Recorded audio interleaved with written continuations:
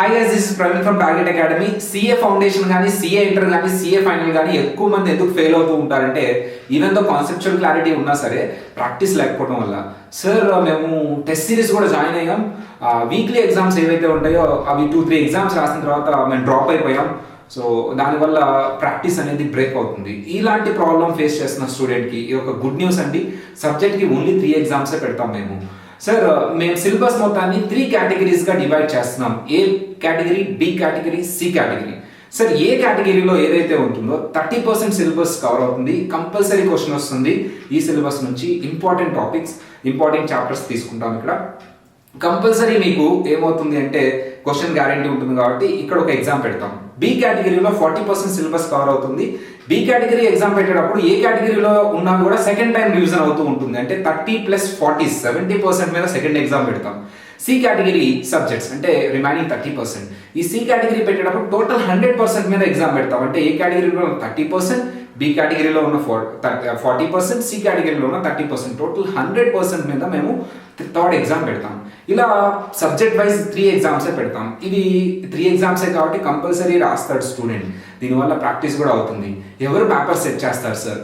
Paper set చేసేది ఎవరు అంటే క్వాలిఫైడ్ సిఎస్. ఎలా సెట్ చేస్తారు సార్ అంటే ఎగ్జామ్స్లో సెప్టెంబర్ అటెంప్ట్లో కొన్ని క్వశ్చన్స్ అడుగుతారు, కొన్ని చాప్టర్స్ నుంచి వస్తాయి.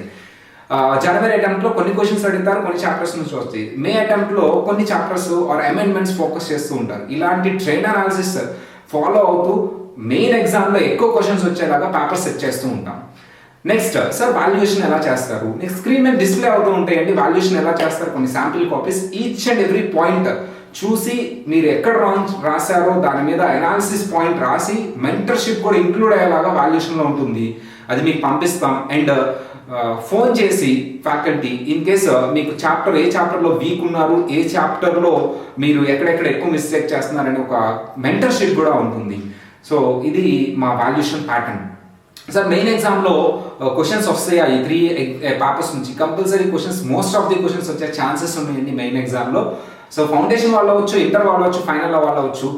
వీటిని 3 ఎగ్జామ్సే కాబట్టి మీరు కంపల్సరీ రాసుకుని ఈ 3 ఎగ్జామ్స్లో వచ్చే క్వశ్చన్స్ని బాగా చదువుకొని దీన్ని యూజ్ చేసుకుంటే పాస్ అయ్యే ఛాన్సెస్ ఎక్కువ ఉంటాయి.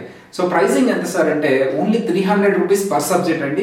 సో ఈ 300 రూపీస్కి మేము సిలబస్ అంతా కవర్ చేస్తూ అనాలిసిస్ చేస్తూ ఎగ్జామ్స్ పెడతాం. ఈచ్ అండ్ ఎవ్రీ పేపర్ డీటెయిల్గా వాల్యూ చేసి అండ్ ఏ పాయింట్ దగ్గర తప్పు చేస్తున్నారు, ఎక్కడ వీక్గా ఉన్నారని చెప్పేసి మేము అనాలిసిస్ చేసి chapter wise strength and weakness analysis చెప్తాం. అండ్ మిగతా ప్రోగ్రామ్స్ అన్ని మీకు ఈజీగా వచ్చేలాగా చేస్తాం. ఏదైనా చాప్టర్ వీక్గా ఉంటే మా దగ్గరే రివిజన్ క్లాసెస్ కూడా ఉంటాయండి. ఆ చాప్టర్ కూడా మీరు పర్చేస్ చేయొచ్చు, రివిజన్ క్లాసెస్. ఇది ఈ పర్టిక్యులర్ ట్రెండ్ టెస్ట్ సిరీస్ గురించి, at the same time mentorship గురించి. సో ఇది యూస్ఫుల్ స్టూడెంట్కి ఫార్వర్డ్ చేయండి. మీరు ఎన్రోల్ అయితే నాకు తెలిసి కంపల్సరీ బెనిఫిట్ అవుతుంది. వీక్లీ ఎగ్జామ్స్ జాయిన్ అయ్యి డ్రాప్ అవడం కంటే ఇలాంటి 3 ఎగ్జామ్స్ రాసి ఫోకస్డ్గా చదివి పాస్ అవడం అనేది చాలా మంచి పని. So all the best guys, by.